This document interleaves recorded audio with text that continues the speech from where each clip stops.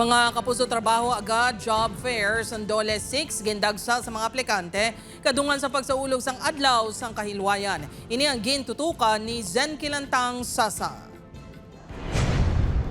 Masobra 1,000 ka job seekers ang nagpadulong sa mall sa Iloilo City proper agod mag-apply sang ubra sa ginhiwat nga trabaho agad job fair sa Department of Labor and Employment 6 subong nga adlaw. Kadungan sang pagsaulog sang Independence Day, nagtanyag ang ahensya sang 5,107 job vacancies halin sa local companies kag overseas.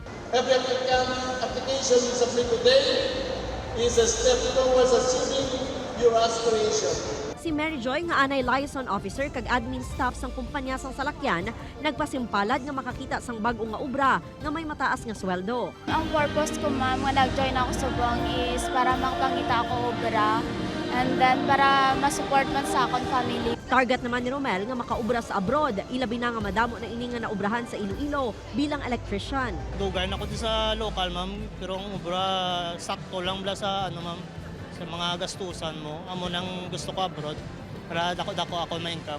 Kalabanan sa bakante nga posisyon amo mga customer service representatives, loan officer, production crew kag madamo pa. May pila ka aplikante ang na-hire on the spot. Upod kay Cirilo Randuque, Zen Kilantang Sasa. One Western Visayas.